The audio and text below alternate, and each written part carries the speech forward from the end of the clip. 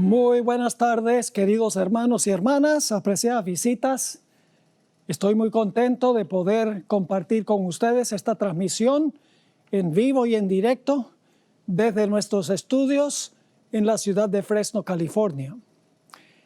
El título de nuestro tema esta tarde es Cadena de Mando. Pero antes de entrar a nuestro estudio, queremos pedir la bendición del Señor. Así que les invito con reverencia a meditar sobre esta oración. Padre Celestial, gracias te damos una vez más por el privilegio de abrir con plena libertad tu santo libro. Pedimos la presencia de tu Santo Espíritu para que podamos comprender y no solo comprender, sino vivir de acuerdo a toda palabra que sale de la boca de Dios. Gracias por el privilegio de la oración. Sabemos que tú has respondido ya a esta oración, porque te lo pedimos en el nombre de Jesús. Amén. Hay un asunto que está muy claro en la Biblia, y es que el Espíritu Santo es una persona. Ahora, podemos saber en cuanto a los frutos del Espíritu, podemos saber en cuanto a los dones del Espíritu y la obra del Espíritu. Pero no nos es posible explicar la naturaleza del Espíritu Santo. Es una persona, pero no podemos definir su naturaleza. Quiero comenzar leyendo una cita un tanto extensa del libro Hechos de los Apóstoles, página 42 y la página 43, a donde Elena G. White explica los peligros de tratar de explicar la naturaleza del Espíritu Santo. Dice así: no es esencial para nosotros ser capaces de definir con precisión qué es el Espíritu Santo. Cristo nos dice que el Espíritu es el Consolador, el Espíritu de verdad, el cual procede del Padre. Se asevera claramente tocando al Espíritu Santo que en su obra de guiar a los hombres a toda verdad, no hablará de sí mismo. La naturaleza del Espíritu Santo es un misterio. Los hombres no pueden explicarla, porque el Señor no se la ha revelado.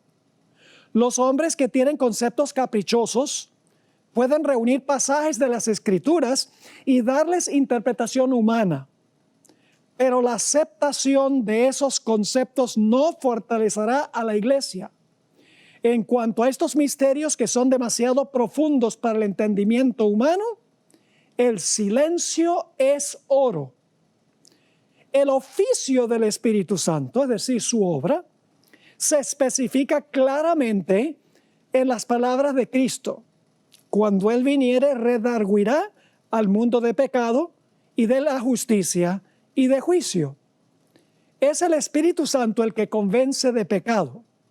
Si el pecador responde a la influencia vivificadora del Espíritu, será inducido a arrepentirse y a comprender la importancia de obedecer los requerimientos divinos. Así que explicar la naturaleza del Espíritu Santo, imposible. El silencio es elocuencia. Pero la forma en que el Espíritu Santo obra está revelado en las Escrituras. Como mencioné al principio, el Espíritu Santo es una persona. En el libro El Evangelismo, página 446, Elena White escribió: hay tres personas vivientes en el trío celestial. En el nombre de estos tres grandes poderes, el Padre, el Hijo y el Espíritu Santo, son bautizados los que reciben a Cristo mediante la fe. Y esos poderes colaborarán con los súbditos obedientes del cielo en sus esfuerzos por vivir la nueva vida en Cristo. La razón por la cual nos resulta difícil pensar del Espíritu Santo como una persona es por los símbolos que la Biblia usa para ilustrar la obra del Espíritu Santo. Se le compara con una paloma, con lluvia, con aceite, con viento y con fuego. El Espíritu Santo no es esas cosas. Son símbolos que ilustran funciones de la obra del Espíritu Santo. A veces casi llegamos a pensar que el Espíritu Santo es una sustancia o una esencia que nos es infusa.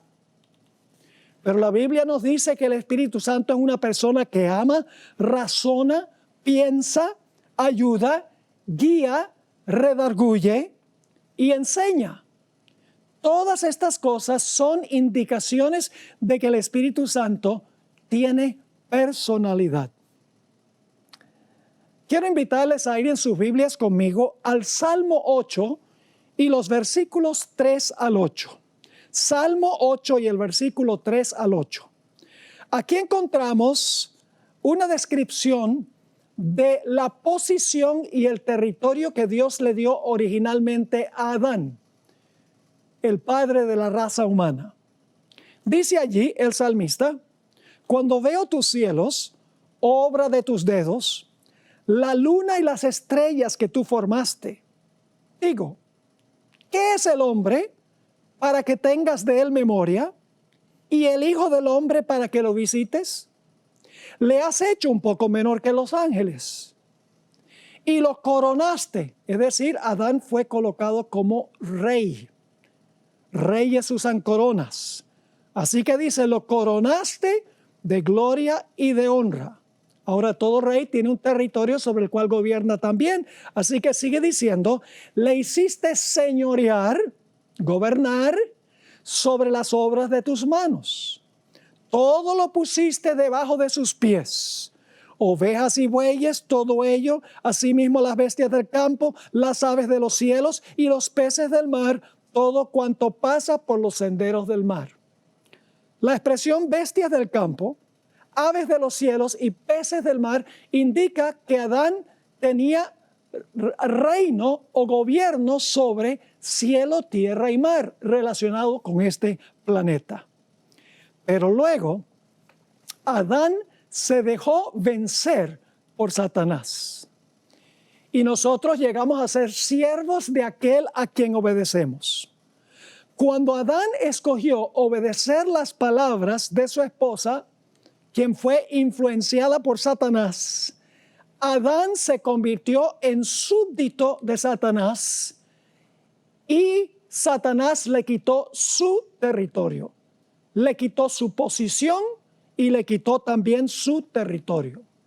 En Romanos 6 y el versículo 16 nos explica el apóstol San Pablo: ¿no sabéis que si os sometéis a alguien como esclavos para obedecerle, sois esclavos de aquel a quien obedecéis, sea del pecado para muerte o sea de la obediencia para justicia? Somos esclavos de aquel a quien escogemos obedecer. Adán escogió obedecer las palabras de la serpiente, las palabras de Satanás. Se tornó en súbdito. De rey llegó a ser súbdito, perdió el dominio sobre su territorio. Perdió su posición y perdió su territorio. Nos dice en el libro Patriarcas y Profetas, página 53, lo siguiente: al ser creado, Adán recibió el señorío sobre la tierra, pero al ceder a la tentación, cayó bajo el poder de Satanás. Y ahora Elena White cita un versículo de la Biblia, 2 Pedro 2:19.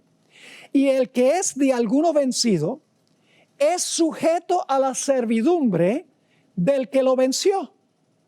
Cuando el hombre llegó a ser cautivo de Satanás, el dominio que antes ejercía pasó a manos de su conquistador. El dominio pasó al conquistador. Ahora Satanás llegó a ser el gobernante, el rey de este territorio, del planeta. Sigue la cita. De esta manera, Satanás llegó a ser el Dios de este siglo. Él había usurpado el dominio que originalmente fue otorgado a Adán. Pero Cristo, mediante su sacrificio, al pagar la pena del pecado, no solo redimiría al hombre, sino que también recuperaría el dominio que éste había perdido. Todo lo que perdió el primer Adán será recuperado por el segundo, es decir, por Jesús. En el monte de la tentación, Satanás le ofreció a Jesús los reinos de este mundo. Vamos a leer en cuanto a eso en Lucas 4 y el versículo 5 al 7. Lucas 4, 5 al 7.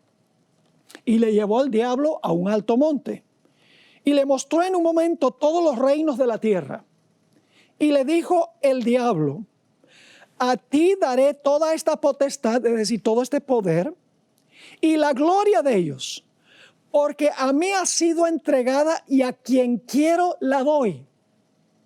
Si tú postrado me adorares, todos serán tuyos.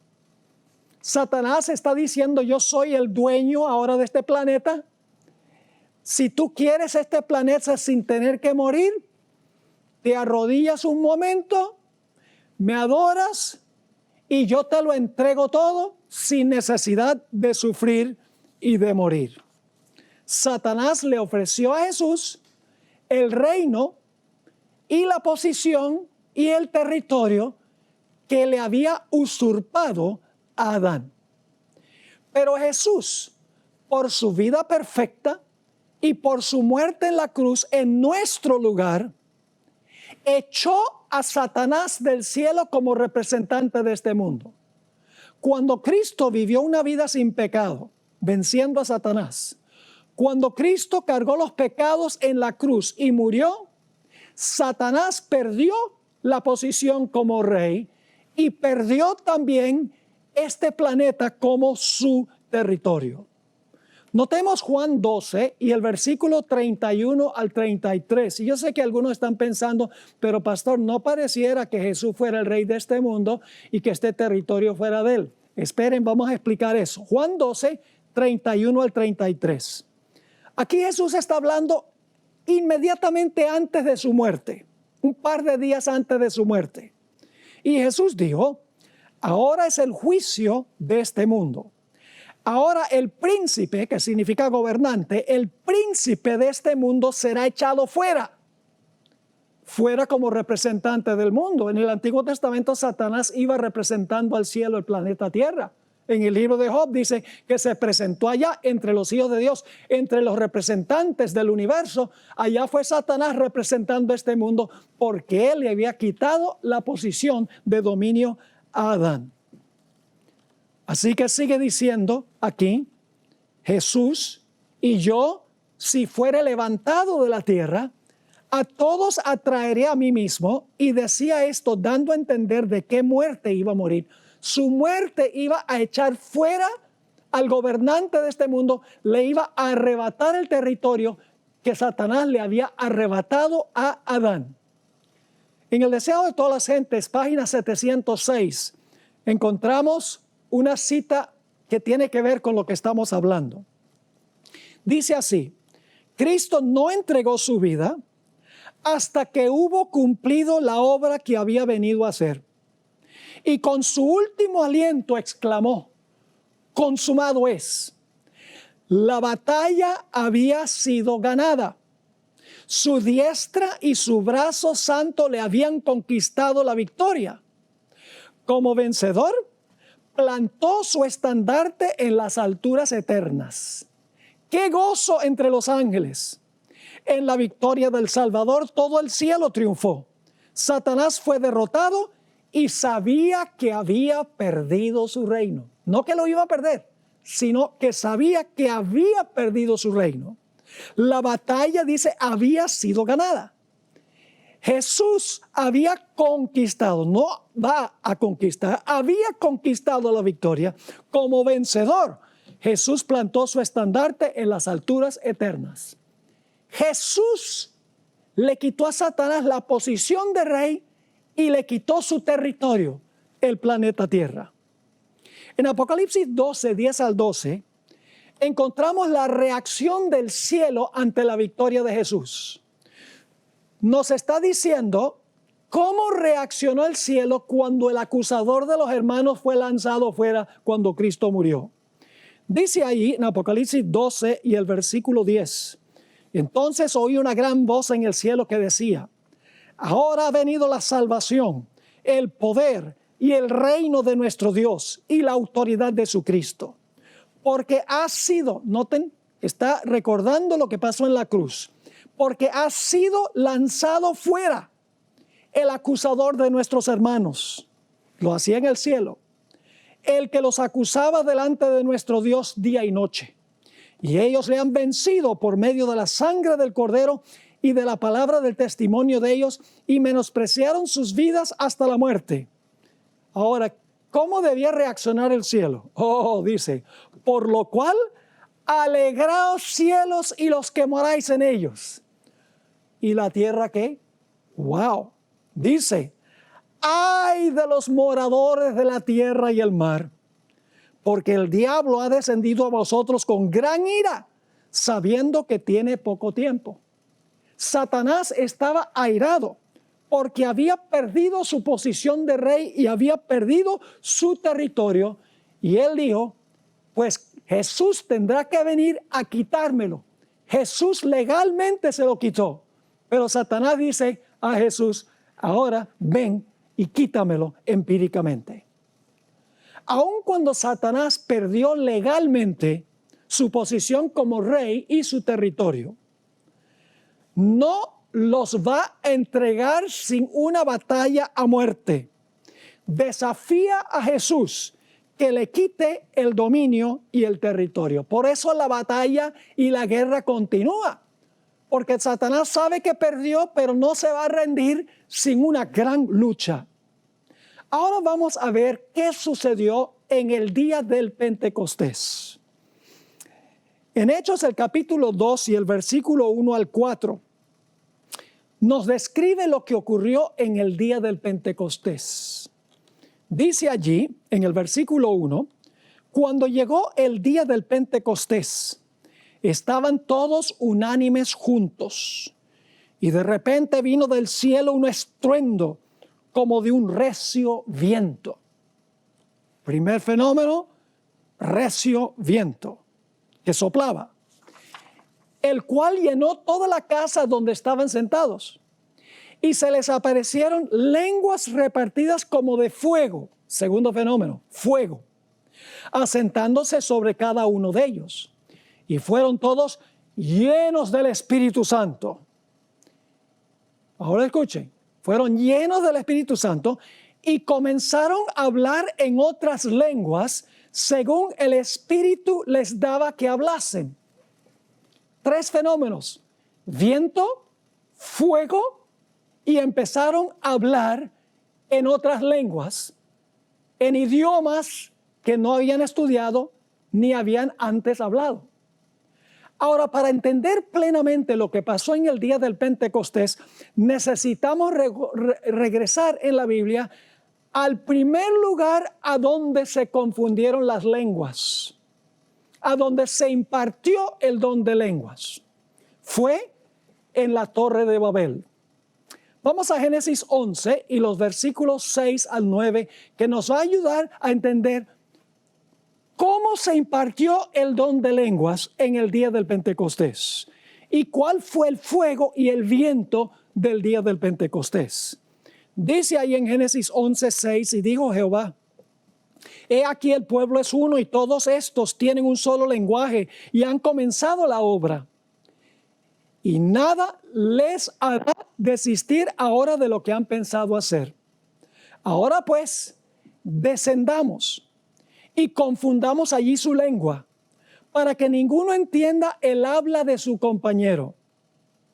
Ahora fíjense quién fue el que dio el don de lenguas y quién fue el que esparció a los que estaban construyendo la torre. Sigue diciendo, así los esparció Jehová desde allí sobre la faz de toda la tierra, y dejaron de edificar la ciudad. Por esto fue llamado el nombre de ella Babel, porque allí confundió Jehová el lenguaje de toda la tierra y desde allí los esparció sobre la faz de toda la tierra. ¿Quién fue el que esparció a la gente? Jehová. ¿Quién fue el que impartió el don de hablar diferentes idiomas? Dios, Jehová. Pero ahora vamos a ver cómo fue que lo hizo Jehová. ¿Cómo fue que lo obró? En el libro Historia de la Redención, página 75, encontramos una descripción de lo que ocurrió. Dice, la torre ya alcanzaba ya una gran altura, cuando el Señor envió 2 ángeles para que los confundieran en su trabajo. Se había encargado a ciertos hombres que recibieran indicaciones de los que trabajaban en lo alto y que pedían materiales para su trabajo, de tal manera que el primero se comunicaba con el segundo y este con el tercero, hasta que el pedido llegaba a los que estaban abajo. Ahora escuchen, a medida que el mensaje pasaba de uno a otro en su descenso, los ángeles confundieron sus lenguas. Y cuando el pedido llegó a los obreros que estaban abajo, se proveyó material que no se había pedido. Génesis dice, Jehová confundió sus lenguas. Elena White explica, los ángeles confundieron las lenguas. Por así decirlo, los ángeles metieron o insertaron un Rosetta Stone, que es un curso de idiomas, en su cerebro y empezaron a hablar los diferentes idiomas que existen en el planeta Tierra. Ahora vamos al Salmo 104 y el versículo 1 al 4. ¿Recuerdan fuego y viento en el día del Pentecostés? No solo lenguas. ¿Será que los ángeles tuvieron algo que ver con lo que ocurrió en el día del Pentecostés? ¿Qué del viento y el fuego? Vamos al Salmo 104 y el versículo 1 al 4. Alaba, alma mía, al Señor. Señor mi Dios, tú eres grandioso. Te has revestido de gloria y majestad. Te cubres de luz como un manto. Extiende los cielos como un velo. Afirmas sobre las aguas tus altos aposentos y haces de las nubes tus carros de guerra. Está hablando de los ángeles. Tú cabalgas en las alas del viento. Haces de los vientos tus mensajeros y de las llamas de fuego tus servidores. ¿Qué dice? Hace de los vientos sus mensajeros y de las llamas de fuego sus servidores. ¿Quiénes son los vientos y quiénes son las llamas de fuego, que son los servidores de Dios? Hebreos 1:7 cita este versículo del Salmo 104 y dice así: en cuanto a los ángeles dice, Él hace de los vientos sus ángeles y de las llamas de fuego sus servidores. Es decir, el don de lenguas en el día del Pentecostés fue impartido por el Espíritu Santo a través del ministerio de los ángeles. Ahora vamos a Ezequiel, el capítulo 1 y el versículo 12 al 14. Ezequiel 1, 12 al 14. Aquí encontramos una escena espectacular de un gran carruaje con ruedas. Y los ángeles están moviendo las ruedas. Las ruedas representan los eventos de la historia, el rodar de la historia. Y los ángeles están haciendo rodar las ruedas.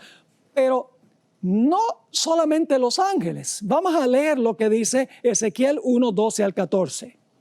Dice, y cada uno caminaba derecho hacia adelante, hacia donde el Espíritu les movía.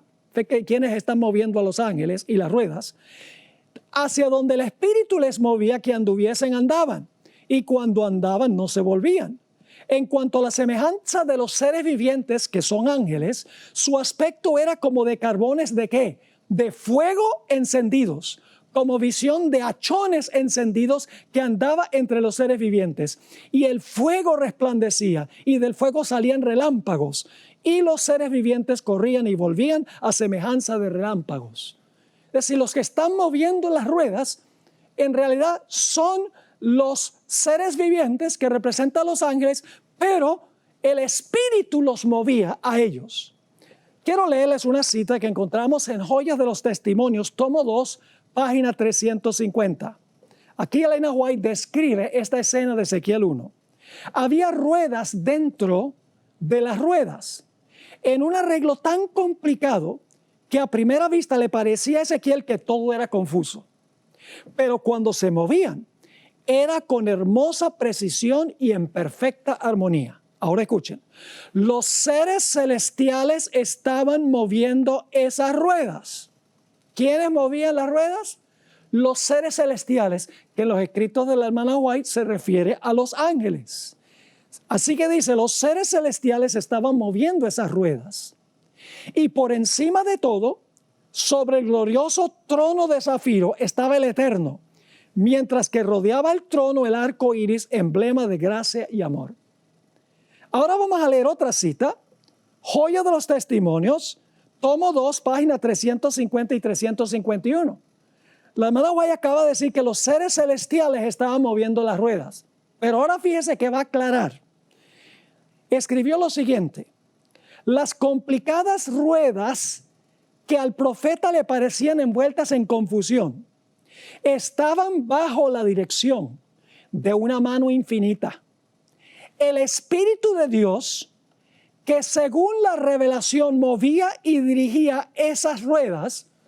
Bueno, ¿acaso no leímos que los seres celestiales estaban moviendo las ruedas? Y ahora dice, el Espíritu de Dios, que según la revelación movía y dirigía estas ruedas, sacaba armonía de la confusión, de tal manera que todo el mundo estaba bajo su dominio. Ahora escuchen, miríadas de seres glorificados estaban listos para predominar a su orden. ¿A la orden de quién? Del Espíritu Santo, es el antecedente. Así que miríadas de seres glorificados estaban listos para predominar a su orden contra el poder y la política de los hombres malos y reportar beneficio a sus fieles. Así que Satanás fue derrotado en la cruz. Fue la batalla decisiva en la guerra de Cristo con Satanás. Pero Satanás no va a entregar su territorio y su dominio así nada más. Él continuará luchando para retener cada centímetro de territorio y todos los súbditos que pueda retener. ¿Qué hizo Jesús en el día del Pentecostés? Como ahora este territorio era suyo y era el rey de aquí, Él mandó a todas las huestes celestiales a su territorio para arrebatarle a Satanás su territorio y sus súbditos. Nuestro papel como emisarios de los ángeles, quienes son emisarios del Espíritu Santo, es decirle a la gente que Satanás perdió en la cruz, que si ellos se quedan en el ejército de Satanás van a estar con el perdedor. Debemos animar a la gente a desertar del ejército de Satanás que ya perdió para unirse al ejército celestial. En el día del Pentecostés, la hueste celestial bajo el liderazgo del Espíritu Santo invadió el territorio que había reclamado Satanás. Ahora Jesús tenía derecho, perfecto derecho, de reclamar el territorio y de dirigir la batalla aquí, porque él había derrotado a Satanás. Pero repito, Satanás va a pelear para retener cada centímetro y cada persona. Eso es lo que estamos viendo en el mundo hoy, la desesperación de Satanás por retener lo que él sabe que legalmente perdió. La Biblia nos dice que Dios opera con una cadena de mando. Apocalipsis 1, 1 al 3 tiene la secuencia. Dice allí la revelación de Jesucristo que Dios le dio para manifestar a sus siervos las cosas que deben suceder pronto. Y la declaró enviándola por medio de su ángel a su siervo Juan. Juan a las 7 iglesias que están en Asia, gracia y paz a vosotros, del que es y que era y que ha de venir, y de los 7 espíritus que están delante de su trono. Ahora, si ustedes leen este pasaje, van a encontrar que Dios tiene una cadena de mando. Dios le entrega el mensaje a Jesús, el Padre se lo entrega a Jesús. Jesús se lo entrega al Espíritu Santo, porque luego dice, Oíd lo que el Espíritu dice a las iglesias. Así que Jesús se lo entrega al Espíritu Santo. El Espíritu Santo le entrega el mensaje al ángel. El ángel le da el mensaje a Juan. Juan luego escribe el mensaje en un libro y lo manda a la iglesia con el fin de que la iglesia comparta lo que está en el libro. Pero desafortunadamente muchas veces la cadena de mando se rompe cuando llega a los seres humanos. Ahora permítanme leerles lo que dice Elena White sobre el papel de los ángeles en el día del Pentecostés. Es muy interesante esto. ¿Saben por qué Dios dio el don de lenguas? En el día del Pentecostés, Dios, el Espíritu Santo, a través de los ángeles, dio el don de lenguas, no para que la gente pudiera hablar un idioma que nadie entiende, ni siquiera Dios, o para que pudieran rodar en los pasillos de la iglesia, o pudieran dar saltos de alegría. No, no, no, no. El Espíritu Santo dio a través de los ángeles el don de lenguas porque los que estaban reunidos allí había gente de todas las naciones. No hablaban el idioma que hablaban los apóstoles, así que Dios les dio la capacidad a los apóstoles de hablar los idiomas de los que estaban presentes allí para que luego entonces ellos llevaran el mensaje de regreso a sus naciones. Es decir, el don de lenguas fue dado con fines evangelísticos, fines prácticos. Ahora escuchen las siguientes citas sobre el papel de los ángeles en el Pentecostés. Dice en un libro que busqué en español, no lo conseguí, se llama My Life Today, Mi Vida Hoy.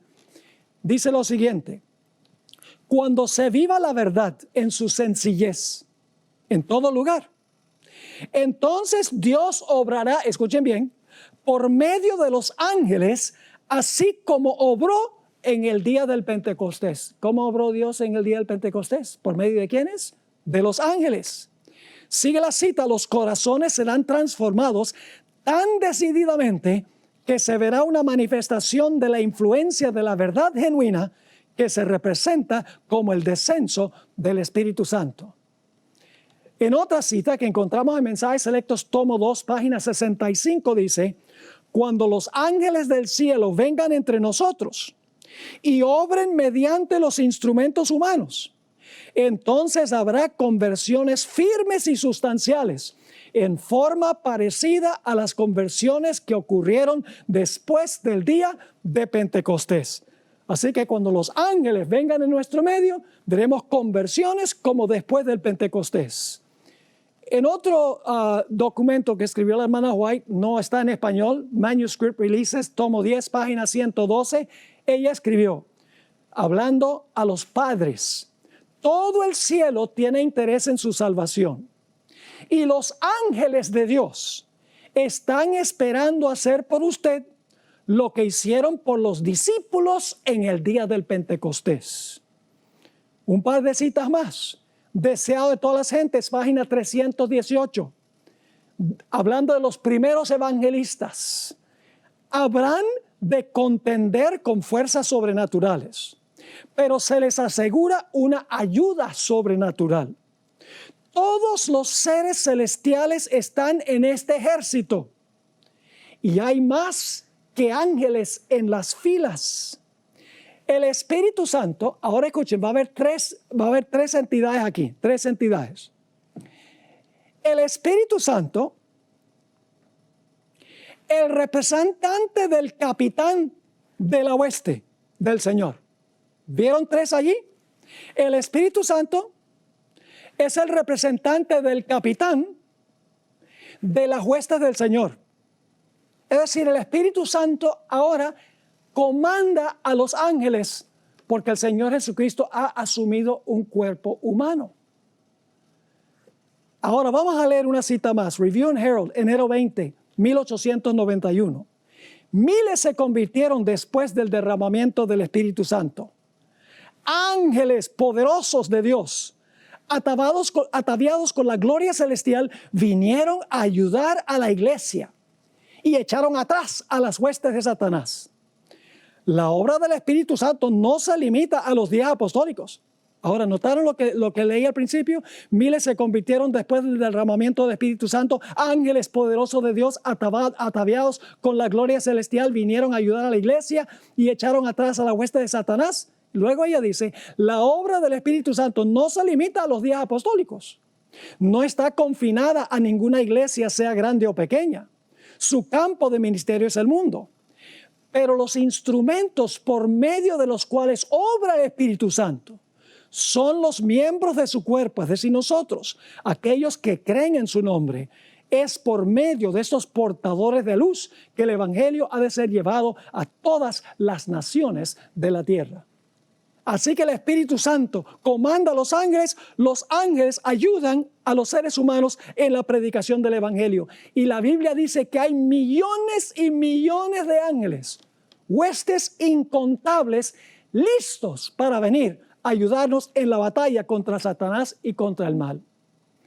La Biblia nos dice que al final de la historia vendrá una última manifestación del poder del Espíritu Santo. Se llama el fuerte clamor que viene como resultado de la lluvia tardía. ¿Será que los ángeles van a estar involucrados allí también? Noten esta cita que encontramos en el libro Maranata, página 210.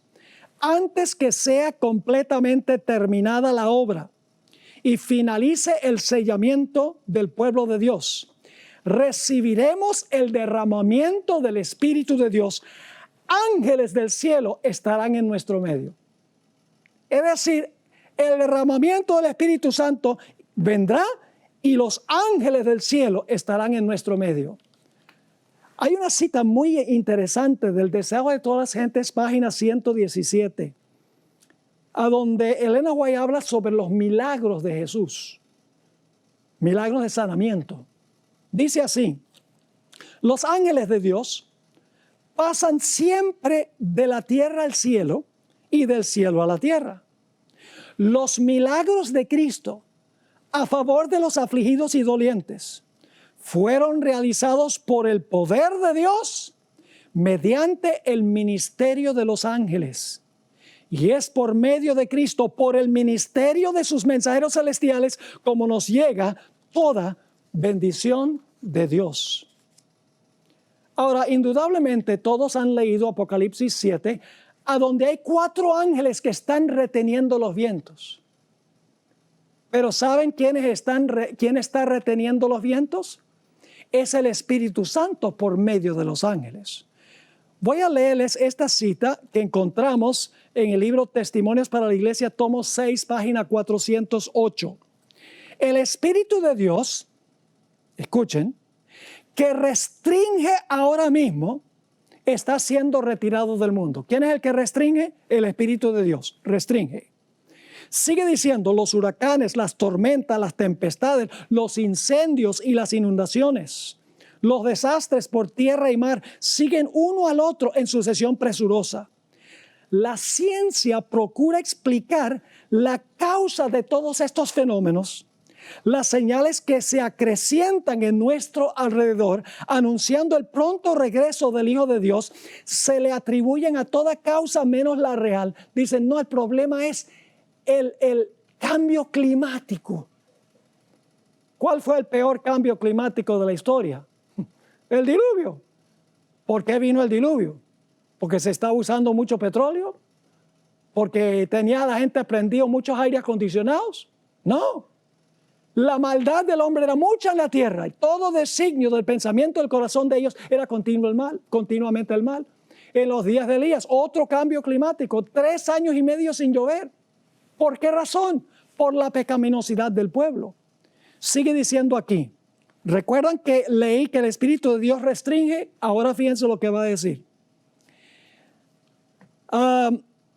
Regreso un poquito en la cita. Los seres humanos no son capaces de discernir que los ángeles centinelas están restringiendo los 4 vientos. Entonces, ¿quién es el que retiene? ¿El Espíritu de Dios o los ángeles centinelas? El Espíritu de Dios a través de los ángeles centinelas.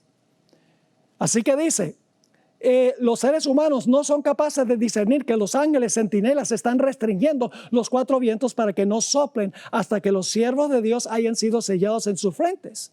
Pero cuando Dios les diga a sus ángeles que suelten los vientos, habrá una escena de lucha que la pluma más fecunda no podría describir.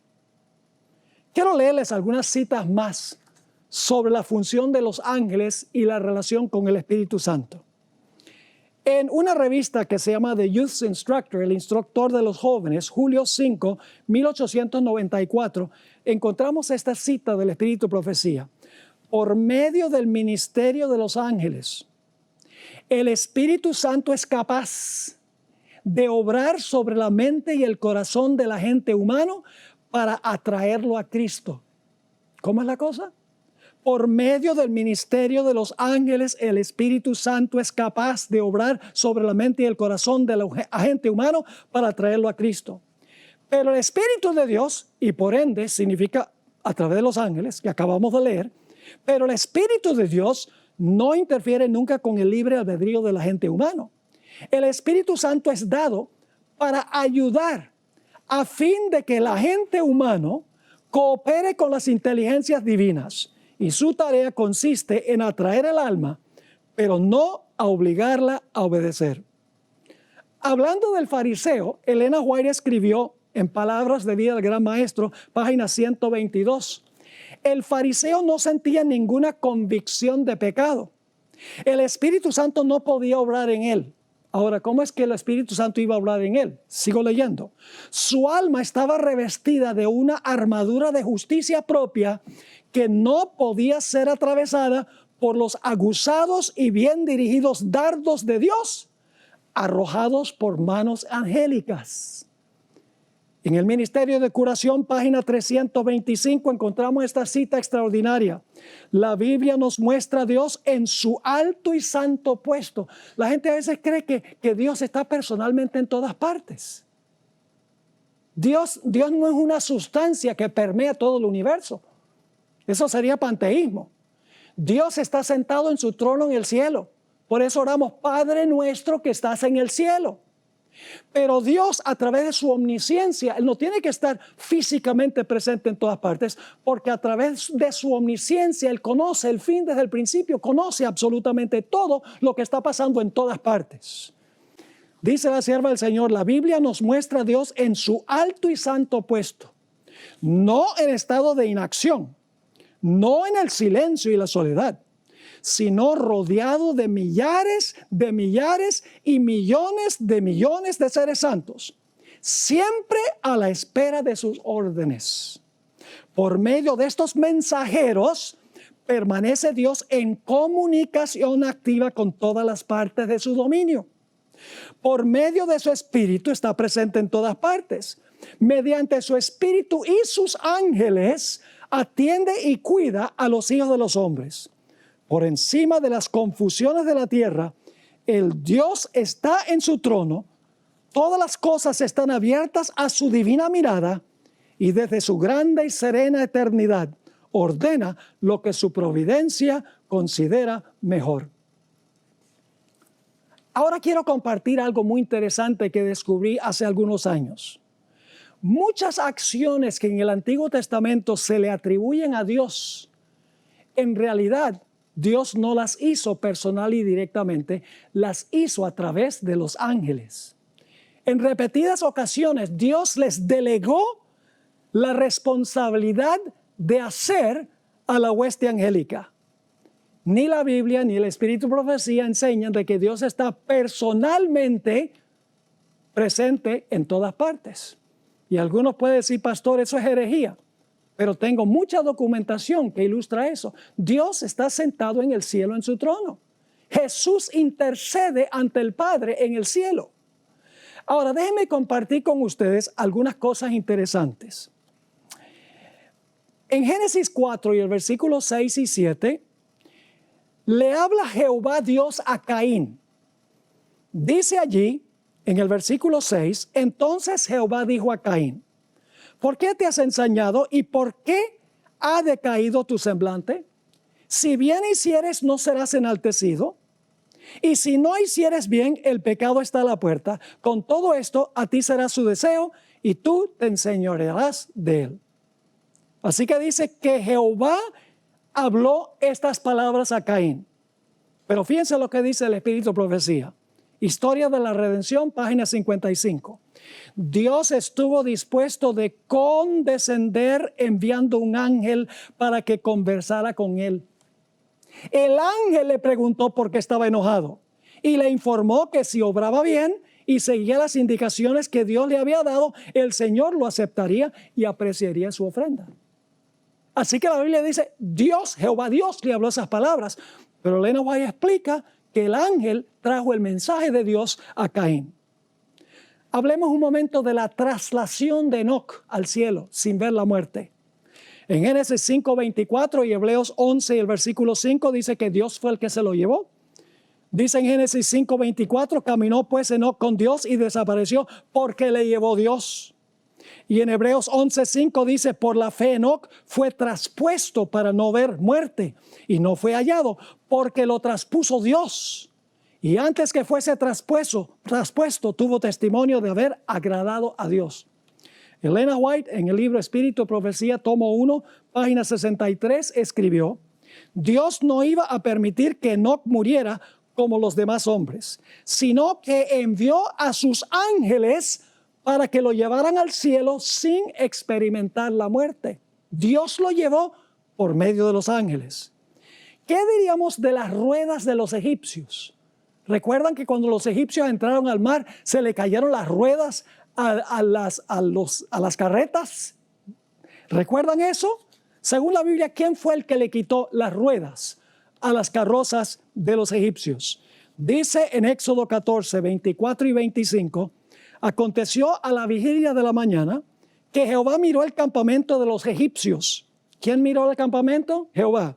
Jehová miró el campamento de los egipcios desde la columna de fuego y nube y trastornó el campamento de los egipcios y quitó las ruedas de sus carros. Es Jehová el que lo está haciendo. Y los trastornó gravemente. Entonces los egipcios dijeron, huyamos de delante de Israel, porque Jehová pelea por ellos contra los egipcios. Lo que no sabían los egipcios era que los ángeles estaban quitando las ruedas, mandados por Jehová. Dice en Historia de la Redención, página 128, los egipcios se aventuraron a entrar en el camino que Dios había preparado para su pueblo y los ángeles de Dios se infiltraron en medio de su ejército y sacaron las ruedas de los carros. ¿Qué diríamos de los muros de Jericó? ¿Quién derribó los muros de Jericó? Bueno, la Biblia dice que Jehová fue. Josué 6 y el versículo 16 dice, y cuando los sacerdotes tocaron las bocinas la séptima vez, Josué dijo al pueblo, gritad, porque Jehová os ha entregado la ciudad. En Evento de los Últimos Días, página 244, encontramos la explicación. Los juicios de Dios fueron suscitados contra Jericó. Eran un baluarte, pero el mismo capitán de la hueste del Señor vino del cielo para conducir a los ejércitos del cielo en un ataque contra la ciudad.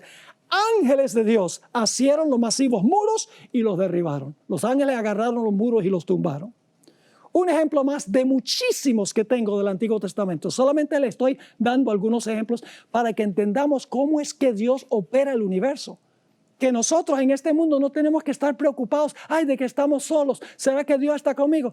Hay millones y millones de ángeles que están esperando ayudarnos en la obra de la evangelización, para abrir mentes y abrir corazones, para meter en nuestra mente pensamientos sobre qué hablar y cuándo hablar. En Deuteronomio 34:6 dice que Dios enterró a Moisés. Dice allí, murió allí Moisés, siervo de Jehová, en la tierra de Moab, conforme al dicho de Jehová, y lo enterró. El único antecedente es Jehová aquí. Y lo enterró en el valle, en la tierra de Moab, enfrente de Bet-peor, y ninguno conoce el lugar de su sepultura hasta hoy. En Patriarcas y Profetas, Elena White explicó, pero los ángeles de Dios enterraron el cuerpo de su siervo fiel y vigilaron la tumba solitaria. Ahora, ¿qué tal el Nuevo Testamento? ¿Será que en el Nuevo Testamento el Señor Jesucristo obró de la misma manera? ¿El Espíritu Santo obró por medio del ministerio de los ángeles para hacer los milagros de Jesús? Vamos a tomar un par de ejemplos. El centurión de Capernaum. Leamos Mateo 8 y el versículo 5 al 10. Entrando Jesús en Capernaum, vino a él un centurión, rogándole y diciendo: Señor, mi criado está postrado en casa, paralítico, gravemente atormentado. Y Jesús le dijo: yo iré y le sanaré. Respondió el centurión y dijo: Señor, no soy digno de que entres bajo mi techo. Es decir, tú eres demasiado importante para entrar a mi casa, le estaba diciendo el centurión. El centurión era romano, ni siquiera era judío, pero tenía gran fe. Ahora, fíjense cómo sigue la historia. Dice, nuevamente: yo iré y le sanaré. Respondió el centurión y dijo: Señor, no soy digno que entres bajo mi techo. Solamente di la palabra y mi criado sanará.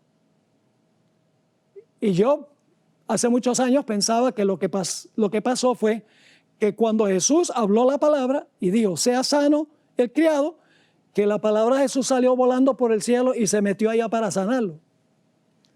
Pero ese no fue el medio por el cual fue sano el criado. Ahora, ¿qué sigue diciendo este centurión? Dice: solamente di la palabra y mi criado sanará. Porque también yo soy hombre bajo autoridad. Él entendió, el centurión, el pagano entendió esto. ¿Cómo es que Dios hace las cosas? Porque también yo soy hombre bajo autoridad. Y tengo bajo mis órdenes soldados. Y digo a este: ve y va. Y al otro: ven y viene. Y a mi siervo: haz esto, y lo hace. Al oírlo, Jesús se maravilló y dijo a los que le seguían: de cierto os digo que ni aún en Israel he hallado tanta fe. El centurión dice: yo tengo soldados y yo mando a los soldados y los soldados hacen lo que yo digo. Le está diciendo a Jesús: tú tienes también ángeles y tú puedes mandar a los ángeles y ellos pueden sanar por el poder de Dios, lógicamente, a ese enfermo. Quiero leerles la cita a donde Elena White explica cómo funcionó esto. El deseo de todas las gentes, página 283. Aquí la hermana White está citando lo que estaba diciendo el centurión, lo que quería decir el centurión. Como represento el poder de Roma, dice el centurión, y mis soldados reconocen mi autoridad como suprema. Así tú representas el poder del Dios infinito y todas las cosas las cosas creadas obedecen tu palabra. Puedes llamar a tus mensajeros celestiales y ellos impartirán virtud sanadora. Pronuncia tan solo la palabra y mi siervo sanará. En otra ocasión, cuando el Señor Jesucristo sanó al hijo del noble de Capernaum, interesante cómo la hermana White describe cómo es que fue este muchacho sano que estaba gravemente enfermo. En el libro Espíritu y Profecía, tomo 2, página 155, dice: en vez de ir a Capernaum, Jesús, por un rayo de telegrafía divina, los rayos representan ángeles según Ezequiel 1, por un rayo de telegrafía divina, envía el mensaje de sanidad a la cama del hijo sufriente. Interesante cita. Y hay otra cita donde se encuentra en Youth Instructor, diciembre 4, 1902. El poder de las palabras del Redentor fulgura como un relámpago de Caná a Capernaum y el hijo es sanado. ¿Recuerdan ustedes cuando el Señor Jesucristo llegó a la tumba de Lázaro? Lázaro había estado muerto por 4 días. Y el Señor Jesucristo le dijo a los que estaban presentes: quiten la piedra. Yo pregunto, ¿creen ustedes que Jesús podría haberle mandado a la piedra que se quitara sin intervención de manos humanas? Claro que lo podría haber hecho. Pero ¿cómo hubiera ocurrido? ¿Será que la piedra tiene oídos? Que cuando Jesús dice, si Jesús hubiera dicho: muévete piedra, la piedra oye, entonces la piedra se mueve. ¿Esa hubiera sido la forma en que la piedra se hubiera movido? No. Nota lo que dice el Espíritu de Profecía En el Deseo de todas las gentes, página 492. Deseo de todas las gentes, página 492. Cristo podría haber ordenado a la piedra que se removiera y habría obedecido a su voz. Ahora, si paramos allí y no leemos el resto de la cita, podríamos decir, la piedra oyó a Jesús y la piedra se movió. Pero la piedra es inánime, la piedra no oye. Tenemos que leer el resto de la cita. Así que dice, Cristo podría haber ordenado a la piedra que se removiera y habría obedecido su voz. Ahora noten, podría haber ordenado a los ángeles que estaban a su lado que la sacasen.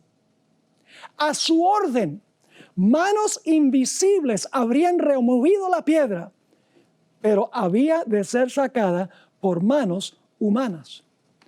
Claro, los presentes que estaban allí, como no podían ver a los ángeles, hubieran pensado, ¿qué poder tiene este hombre? Mire, que hasta la piedra oyó lo que él mandó y la piedra obedeció su mandato.